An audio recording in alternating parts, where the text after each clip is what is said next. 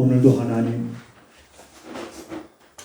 살아가는 성도들의 그 마음에 하나님의 생명의 말씀이 스며들게 하셔서 먼저 하나님을 크게 보게 하시고 무엇보다도 우리의 생각을 하나님 기뻐하시는 방향으로 우리가 바꾸고 살아갈 수 있는 그러한 우리의 삶이 되게 하셔서 우리들의 삶을 통하여 하나님의 영광을 나타내며 성도들의 입가에는 찬양과 웃음이 가득한 삶이 되게 하옵소서.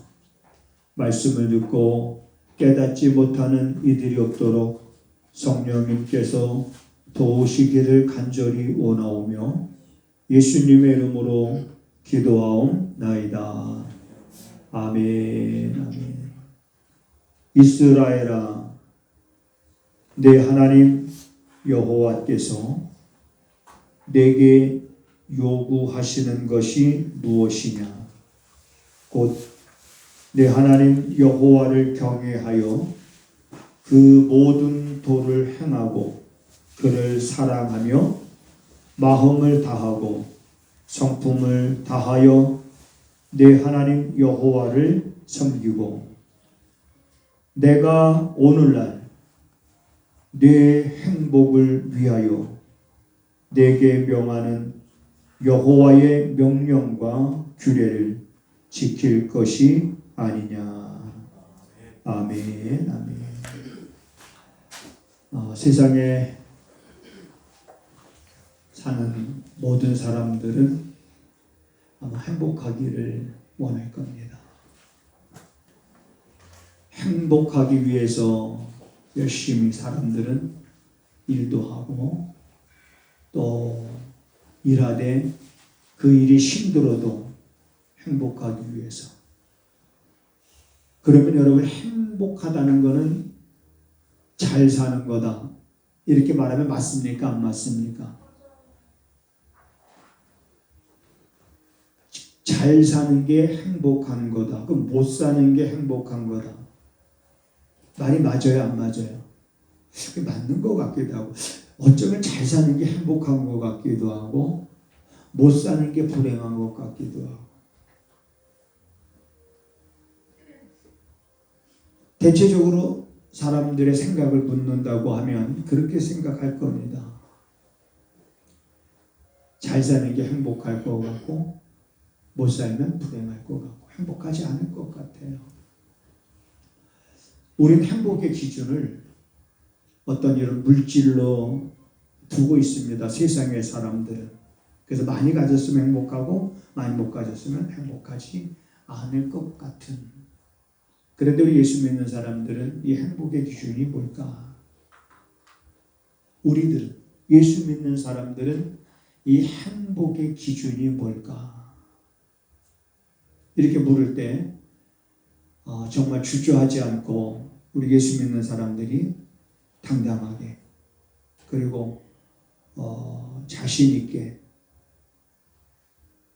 행복의 우리 예수 믿는 사람들에게 있어서 기준은 당신 안에 예수가 있느냐라는 겁니다.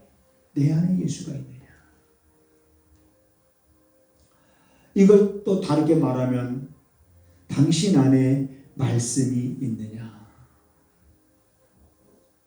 그래서 늘 제가 강조하는 것이 정말 이 말씀이 스며들었을 때와 스며들지 않았을 때의 그 분명한 차이점을 우리가 알아야 됩니다. 지식적으로도 알아야 되겠지만은 경험을 통해서 알아야 돼요. 삶의 경험을 통해서.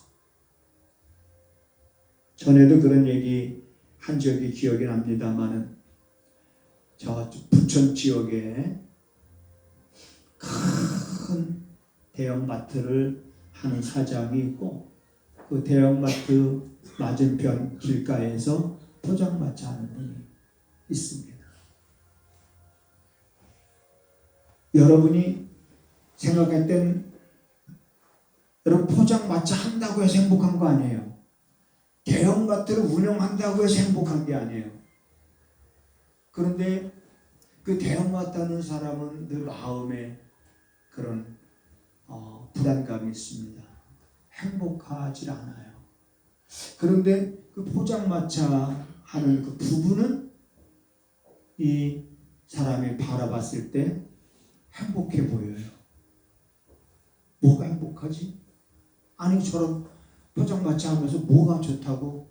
뭐가 저 부부는 저렇게 행복하지? 그게 이해가 안 됐습니다. 그래서 어느 날 이분이 포장마차 찾아갑니다. 찾아가서 그 부부에게 자기를 소개합니다. 자기는 이 맞은편에 마트 하고 있는 사람인데 내가 늘 당신들을 지켜보니까 뭐 그렇게 재미있냐? 내가 볼 때는 하나도 재미없을 것 같은데 뭐가 그렇게 재밌고 웃고 내가 볼 때 당신들의 모습이 이렇게 행복해 보이는지 모르겠다. 뭐가 그렇게 좋으냐? 그랬을 때 그분들이 그런 얘기를 했답니다. 예수를 믿어보세요. 여러분, 우리가 믿으려면 제대로 믿어야 됩니다. 믿으려면 제대로 믿어야 됩니다. 내가 교회 다닌다고 하면 예수 믿는 사람이고 예수 믿는 사람이라면 뭔가 그 모습 속에서 예수 믿는 사람다운 그런 삶의 모습이 비춰져야 되지 않을까. 우리 한번 따라서 하시겠습니다. 예수를 잘 믿자. 옆에 사람과 그렇게 인사 한번 해보세요. 우리 예수를 잘 믿읍시다. 이렇게 해보세요.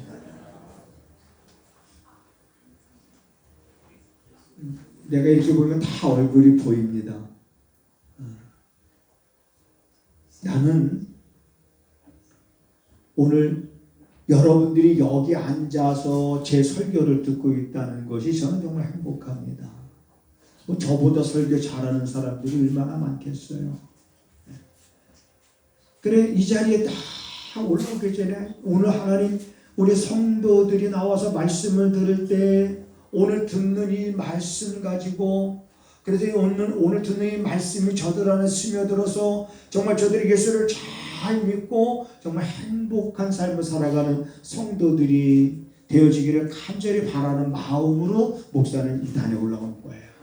그래서 제 얘기를 하는 것이 아니라 오늘 말씀 본문을 중심으로 해서 정말 여러분들이 예수를 잘 믿고 믿음으로 말미암아 내가 예수를 잘 믿는다는 것이 이런 거로구나라는 것을 나도 경험하고 모르는 사람들에게 전염이 되도록 할 수 있는 상황. 오늘 본문에 보면 다른 사람의 행복이 아니라 너의 행복을 위해서 하나님이 모세에게 주시는 말씀입니다.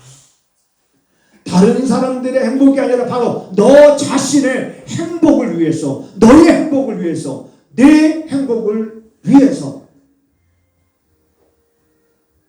주님이 우리에게 주신 게 있습니다. 우리 행복을 위해서 주신 게 있습니다. 그리고 우리 행복을 위해서 우리에게 주신 것이 있다면 그게 뭘까요? 그게 뭘까? 이 정도 질문에는 우리 한 가온이 정도가 돼야 대답할 수 있을 것 같아요. 그래서 대학생 정도가 돼야 철학적인 대답을 기대하죠. 뭐가 있을까? 우리의 행복을 위해서 주님 우리에게 주신 게 뭐가 있을까? 우리 시원아 뭐가 있을까? 시원아 뭐가 있을까?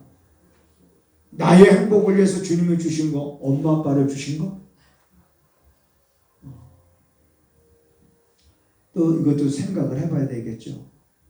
그러면 본문은 분명하게 뭘 말씀하고 있냐면 내 행복을 위하여 주님이 우리에게 주신 게 뭐가 있느냐? 계명입니다. 계명.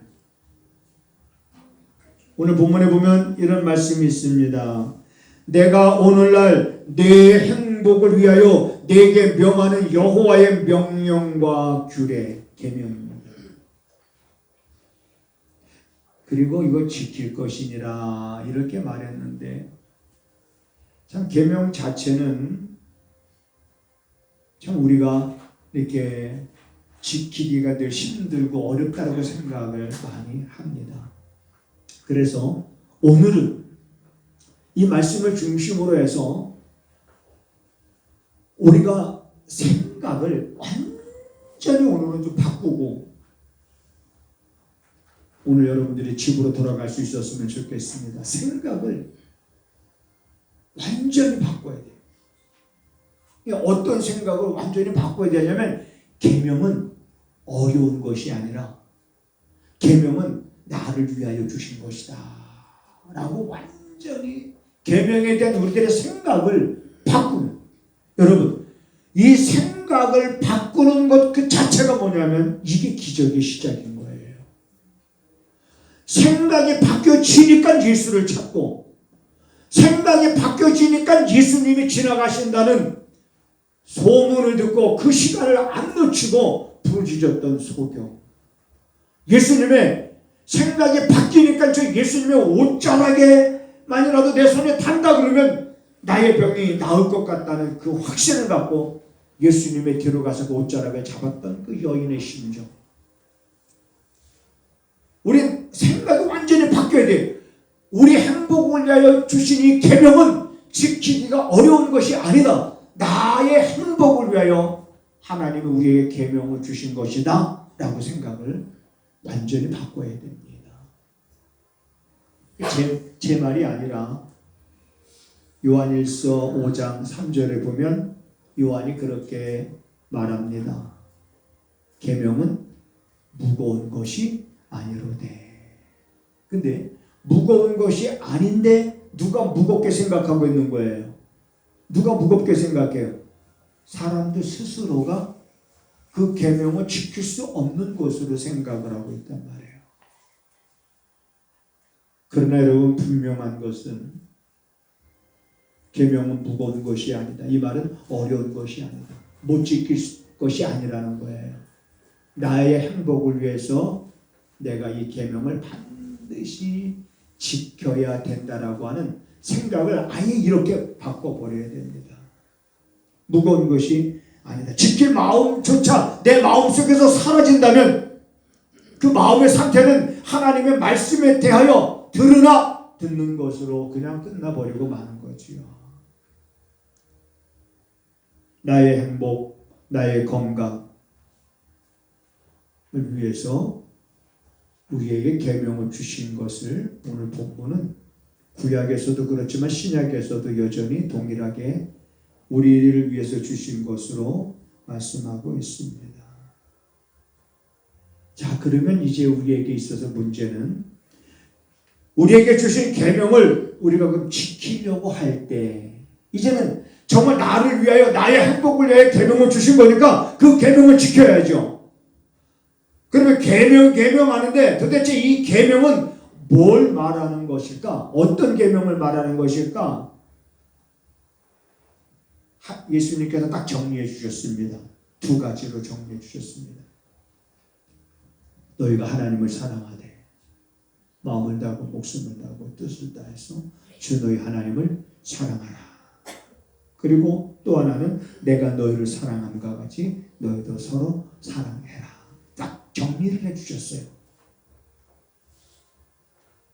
그러면 우리가 이러한 계명을 지키려고 할 때 우리가 정말 조심해야 될 것들이 있습니다. 자, 여러분 정말 조심해야 돼요. 늘 자기 마음을 살피면서 조심해야 될 것이 있는데 그게 뭐냐면 마음에 여러분 분을 품지 않게 되기를 주님의 이름으로 부탁을 드립니다. 마음에 분을 품으면 안 됩니다. 분, 자기도 모르게 분이 쌓여갑니다. 자기도 모르는 사이에 내 안에 분노가 쌓여져 가요. 쌓여져 가다 보면 어느 순간 자기가 참는다고 말하지요. 자, 쌓여갑니다. 그래서 참아요. 참아. 근데 여러분 참는다는 것과 쌓여간다는 것을 저는 좀 분리하고 싶어요. 이게 쌓는 게 참는 겁니까? 참아. 그 분노가 내 안에 자꾸 이렇게 쌓여져 갈 때 나중에 더 쌓을 데가 없으면 어떻게 돼요? 폭발하잖아요. 그리고 그게 참은 거야, 안 참은 거예요? 그 사실 참았다라고 말하지만은 참은 게 아니에요. 참았다라는 것은 완전히 내 안에서 그 분한 것을 완전히 분해시켜서 내 안에서 다 날려버린 거예요. 내 안에 그 분해 찌꺼기가 남아있지 않은 상태를 말하는 거예요. 그게 참은 거예요. 그게 인내한 거예요. 자, 우리는 하나님의 말씀을 통해서 특히 에베소서에 보면 너희가 마음의 분을 품 때 이 분이 해가 지도록 품지 말라 이렇게 말하고 있습니다. 해가 지도록. 그러면 해가 지도록 한번 성경을 찾아보겠습니다. 에베소서 한번 볼게요.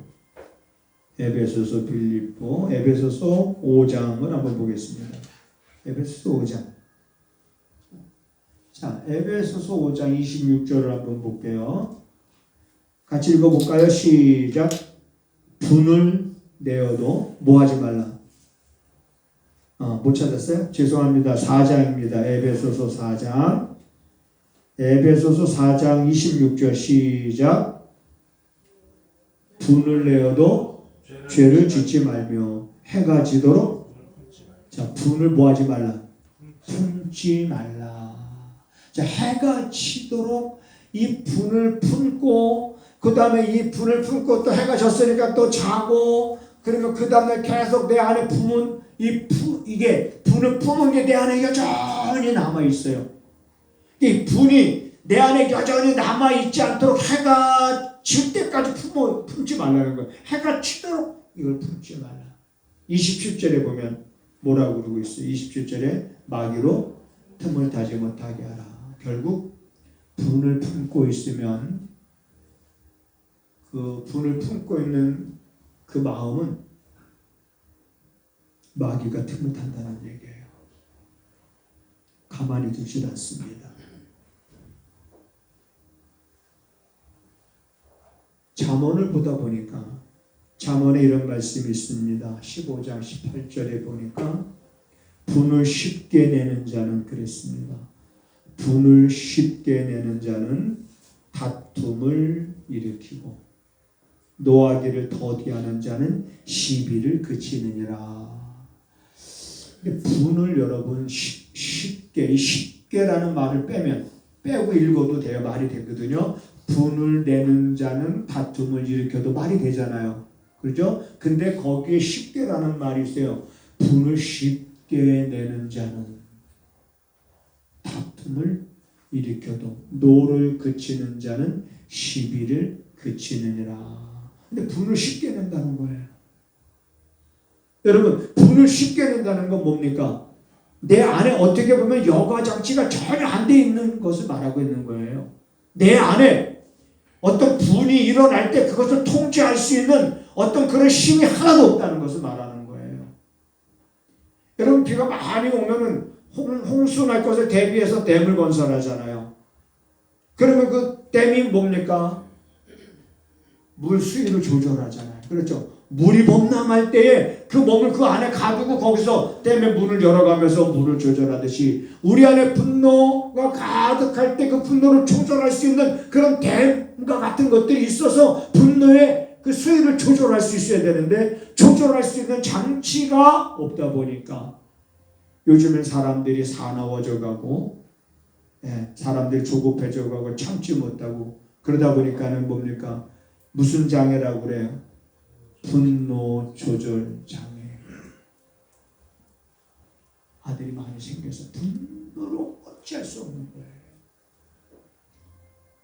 그러니까 이 잠언에서는 그렇게 말하고 있는 겁니다. 분을 쉽게 내지 말라. 분을 쉽게 내는 자는 분을 내을 통해서 얻는 거면 다툼만 일을 뿐이에요. 다툼.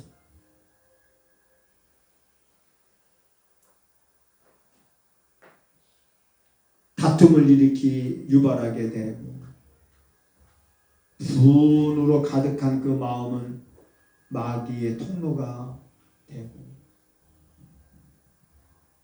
분노하게 되면 우리의 입이 거칠어지기 시작합니다.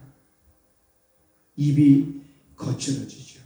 그래서 잠언 18장 6절에 보면 이런 말씀이 있습니다. 미련한 자의 입은 결국 뭐냐?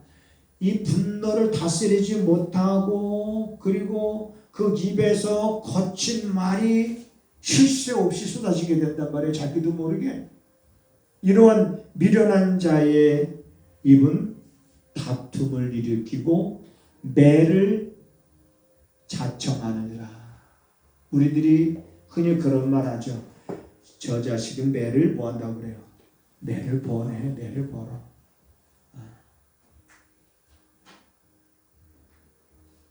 매를 버는 거예요.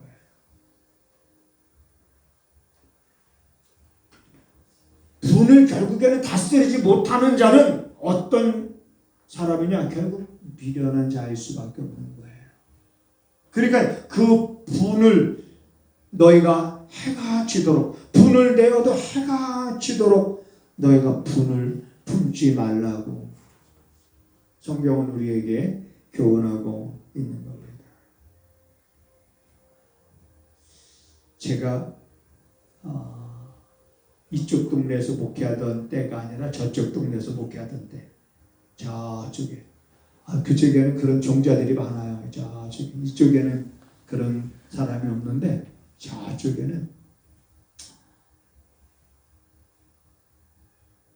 심한 말을 해놓고 그리고 나서 뭐라고 말하냐면 목사님 저는 뒤끝은 없습니다. 아니 그러면 다예요? 혹시 여러분 주변에 그런 사람이 있습니까? 아주 사람의 속은 다 뒤집어 놓을 대로 다 뒤집어 놓고 난 다음에 그 다음에 목사님 저는 뒤끝은 없는 사람입니다. 어쩌자는 거야. 그러니까 목사니까 여러분 목사와 일반 우리 성도들과 예를 들어 다툼이 생겼어. 싸워서 제 선배 목사가 그런 얘기를 해. 제 목사. 그래. 성도와 싸워서 이겼다고 치자. 이겨서 뭐 할 건데? 그래. 성도와 싸워서 이겨서 뭐 할 건데? 그 말이 맞더라고요. 그래. 내가 싸워서 뭐 이겨서 뭐 해? 저는 그때 그 말이 지금도 이렇게 제 기존에 생생하면 이겨서 뭐 해? 그래. 이겨서 뭐 합니까? 그러니까 목사님 저는 뒤끝이 없습니다. 그래, 그러세요? 뒤끝이 없으세요? 그냥 넘어가는 거죠. 근데 사람 속은 다 뒤집어 놓고 여러분 뒤끝 없다고 말하면은 그 사람을 좋아할 사람들이 있을려나 잘 모르겠습니다. 자기가 분을 참지 못해서 자기 입에서 거친 말이 나와서 그걸 듣는 사람들의 마음에 상처를 줄 대로 다 주고 나서 자기는 뒤끝이 없다 그러면 상처받은 사람들은 어쩌라는 겁니까? 뒤끝 없는 거 좋죠. 그렇지만 나는 여러분들이 우리의 행복을 위해서, 나의 건강을 위해서 우리에게 주신 계명이라고 하는 것을 확신하고 그 계명을 내가 지켜나갈 때 내 안에 어떤 이러한 분이 생길 때 그것을 잘 여러분들이 다스릴 수 있는 그러한 힘과 능력을 여러분들이 갖고 있는 그런 삶을 살아갈 수 있게 되기를 주님의 이름으로 부탁을 드립니다. 베드로가 이제 베드로 전서를 기록하지 않습니까? 그리고 후서를 기록하고 그리고 나서 베드로가 할 말은 다 해요. 다 하고 난 다음에 베드로가 이렇게 말합니다. 내가 마지막으로 그러니까 베드로가 마지막으로 이제는 부탁하는 거예요. 마지막으로 이제는 베드로가 권고하는 거예요. 마지막으로 베드로가 권면하는 거예요. 그래 베드로가 마지막으로 뭐라고 권면하냐면 우리가 한번 찾아보겠습니다. 베드로전서 한번 찾아볼게요. 베드로전서 3장 신약성경 380쪽입니다. 베드로전서 3장 8절 9절을 자 이제 우리가 한번 자세히 자 성경을 볼 때는 어떻게 봐야 되냐면 돋보기로 보듯이 글자 하나하나를 잘 의미를 우리가 되새김질하면서 우리가 같이 보는 겁니다. 여러분은 눈으로 보고 귀로 들으세요. 읽는 건 제가 읽을게요. 8절에 마지막으로 그렇죠. 마지막으로 말하노니 너희가 다 마음을 같이 하여 체휼하며 형제를 사랑하며 불쌍히 여기며 겸손하며 악을 악으로 욕을 욕으로 갚지 말고 도리어 복을 빌라. 이를 위하여 너희가 부르심을 입었으니 이는 복을 유업으로 받게 하려 하심이라. 결국 이것이 뭐냐면 우리에게 주신 계명을 지켜가는 과정에 지키는 삶이에요. 그래서 마지막으로 베드로가 권면하는 것이 뭐냐면 너희들로 하여금 복을 유업으로 받게 하기 위함이라고 말씀하고 있는 겁니다. 너희들로 하여금 복을 유업으로 받게 하려 함이니 너희가 악을 악으로 갚지 말고 욕을 욕으로 갚지 말고 도리어 너희가 악을 악으로 갚을 사람, 악을 악으로 갚고 싶은 사람 아니면 욕을 해주고 싶은 사람 욕을 하지 말고 오히려 복을 빌어주라. 이것이 바로 너희들이 복을 받는 길이고 너희들이 건강하고 너희들이 행복하게 살아갈 수 있는 길이라는 것을 베드로는 마지막으로 이렇게 권면하고 있는 이 말씀을 이제 오늘 우리가 보면서 시편 기자는 이런 고백을 합니다. 주의 계명을 즐거워하는 자는 복이 있도다. 주의 계명을 그러니까 이제 우리의 생각이 바뀐 거예요. 주의 계명을 힘들고 어려운 것으로 무거운 것으로 생각했었는데 아니로구나. 주의 계명은 나를 위하여 주신 거로구나. 나의 행복과 나의 건강을 위해서 주신 거로구나. 그러면서 주의 계명을 이제는 즐거워하는 자. 시편 112편 1절에 나오는 말씀이에요. 주의 계명을 즐거워하는 자는 복이 있다라고 이 시편 기자가 계명을 즐거워하는 자가 왜 복이 있다라고 말하는지 오늘 우리는 그 이유를 말씀을 통해서 알게 됐으니 이제 여러분 계명에 대한 우리들의 생각을 바꾼 걸 다시 또 바꾸지 말고 이제 우리가 생각을 바꿨으면 우리가 생각을 바꾼 대로 여러분의 발걸음을 옮기면서 사시기를 주님의 이름으로 부탁을 드립니다. 오늘도 하나님 사랑하는 성도들이 믿음으로 하나님 앞에 서게 하시고 또 하나님 앞에 믿음으로 예물을 준비하여 드리게 하시니 그 손길들이 복되게 하시옵소서. 사랑하는 성도들이 물질로 인하여 하나님 어려움 당하지 않도록 때를 따라 돕는 은혜를 베풀어 주셔서 부족함 없게 하시는 하나님을 소리 높여 찬양할 수 있는 성도들의 삶이 되게 하옵소서. 지금은 우리 구주 예수 그리스도의 은혜와 우리 아버지 하나님의 무한하신 사랑하심과 성령의 감화, 감동, 역사, 위로, 교통하심이 오늘도 사랑하는 성도들의 발걸음과 저들이 머물고 있는 가정과 그리고 또한 저들이 손으로 행하는 모든 기업 가운데 지금부터 영원하기를 간절히 축원하옵나이다. 아멘.